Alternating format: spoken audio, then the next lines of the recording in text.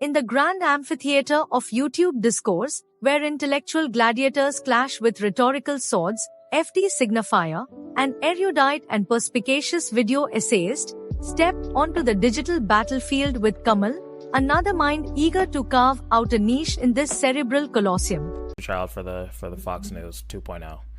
Absolutely not.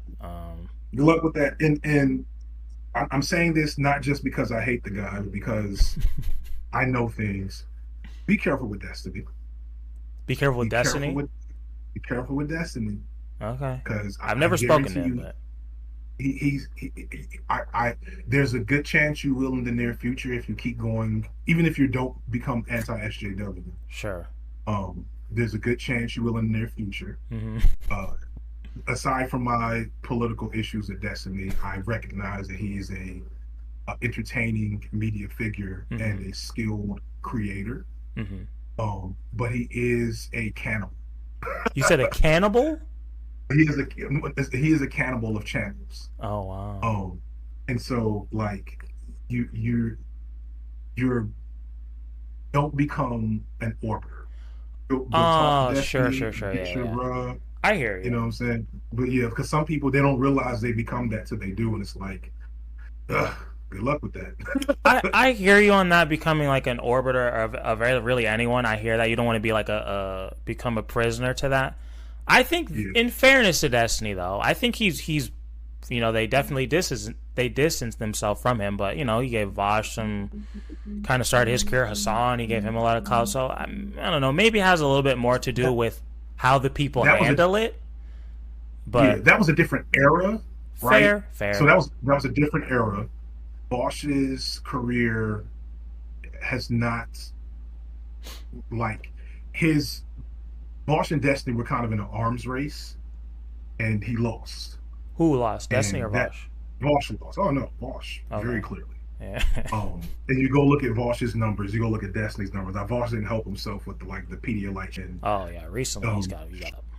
Trying to be within this leftist sphere, but having pretty reactionary tendencies around race, etc. Like, you can get away with that as a centrist. Would or you as a say liberal. that segregation is natural in certain aspects, like how some black people usually socialize in a barbershop, and some white people do so playing golf? Hassan looks like a model and is very charismatic, and Vaush is very charismatic. Sure. Most of Destiny's orbiters No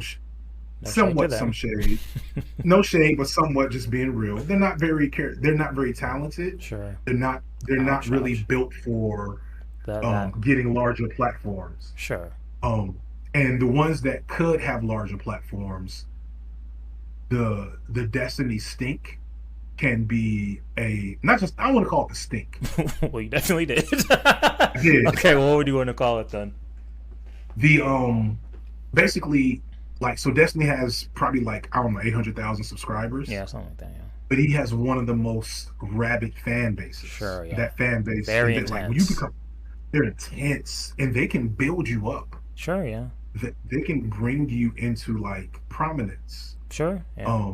But as soon as you get on Destiny's bad side, which is pretty much inevitable, like, there's not a single person that hasn't, except for Abba, and I won't speak ill of him. Go further. I won't go further there. Yeah, let's not. It becomes kind of like, then you end up a Destiny anti-hero. You become one of his rogues galleries. I hear you. I don't know. I feel like there's a couple new ones now. You got like Erudite and Loner Box. I don't know. I feel like Loner Box maybe out of following before him. I don't know all the lore, but I think I understand what you're saying. But sorry, I cut you off. Erudite and Loner Box could be bigger if they were more Loner Box. Well, Erudite probably in particular. Loner Box not so much. I don't think Loner Box is all that great. Oh wow. Erudite in particular could be bigger, I think, if she was less beholden to being a part of Destiny's crew. I think she could have built herself a bigger platform. She could have maybe popped in once or twice to get a buzz, but like you'll understand as you get, like, it's hard to see from certain perspectives. Sure. All I'm really getting at is, I think you have this video that was talking about me that I didn't think was true and disagreed with. I watched most of it. Some of it. And enjoyed what I watched. I wasn't just watching it to say who's talking about me now. I was like, oh, this is funny. Thanks, man. That was a funny cutaway joke. That is a funny delivery of a line. I see, the ridiculous cuts in the first like 5 minutes. I don't know if you did that to be funny, but I found it hilarious. Because it's like making fun of the YouTube meta. You know what I'm saying? Sure. But like, if you have that going for you, do collaborate with people, do build with people, right? But and do, like, when Destiny comes a calling, don't ever say don't mention me. I'm sure somehow he'll get a hold of this conversation. He probably will. But like, go on there and have your moment, but just.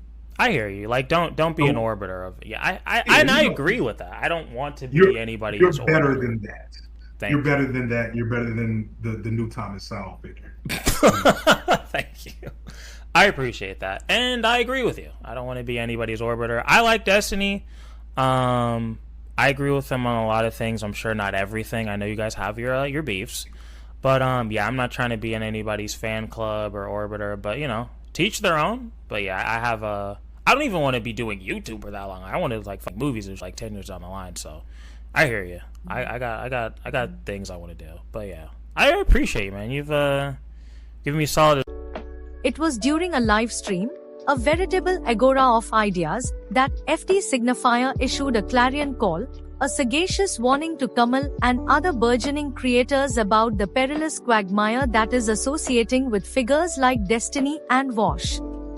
FT Signifier, in his role as a digital mentor, did not merely offer advice but rather delivered a profound homily on the nature of influence and the shadowy undercurrents that lurk beneath the surface of YouTube stardom. He described Destiny as a voracious cannibal of channels, a digital leviathan who consumes creators and their content, leaving behind nothing but the desiccated husks of once promising careers.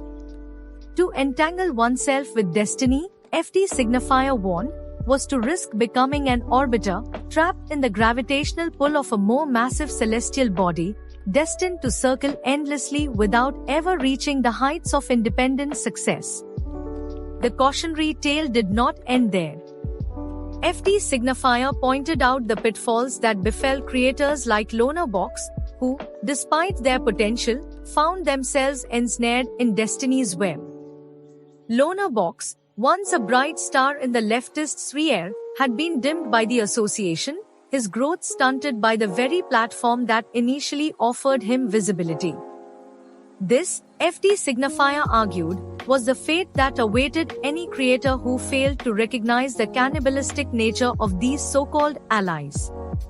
The discourse then pivoted to the example of Vaush, a figure who, despite his success, serves as a relic of a bygone era when Destiny and Vaush were locked in a battle for supremacy. FT Signifier noted that Vaush's rise was not without cost, as he too became embroiled in the toxic dynamics that Destiny fosters. The lessons of history, he implied, are clear. Those who dance with the devil, no matter how skilled, risk being consumed by the flames. FT Signifier's critique extended beyond individual creators, touching on the broader implications of aligning oneself with figures like Destiny. He described the Destiny fandom as a rabid and zealous collective, capable of elevating creators to prominence but just as likely to turn on them with ferocity.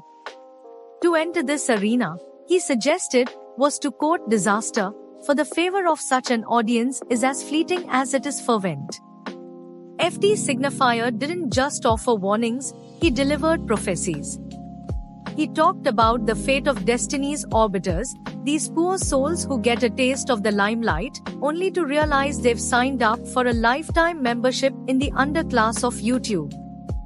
They think they're about to blow up, but all they're really doing is inflating Destiny's ego. He described it as being trapped in a gilded cage. Sure, it looks nice from the outside, but on the inside, you're just another bird in a cage, singing someone else's tune. As Kamal absorbed this wisdom, FT Signifier continued to weave his narrative, likening Destiny's orbiters to prisoners in a gilded cage. These creators, he argued, may enjoy temporary visibility and success, but at the cost of their autonomy and creative freedom. The allure of quick fame, he suggested, is often a trap, leading creators into a labyrinth from which there is no easy escape. In his final exhortation, FD Signifier urged Kamal to forge his own path, to collaborate with others but to avoid becoming ensnared in the orbit of those who would use and discard him.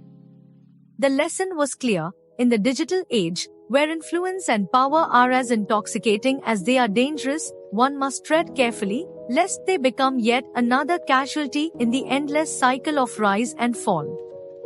Thus, in this digital sermon, FD Signifier positioned himself not just as a mentor but as a guardian of creative integrity.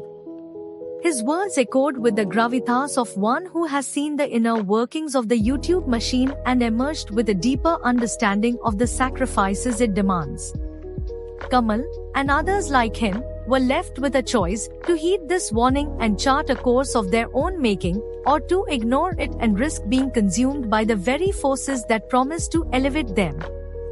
In the end, FD Signifier's message was a timeless one, delivered in the parlance of our times: beware the allure of those who would lift you up, for the same hands that raise you can just as swiftly cast you down. And in the volatile world of YouTube, where fame is as ephemeral as a trending topic, the greatest victory is not in numbers or views, but in the preservation of one's own creative soul.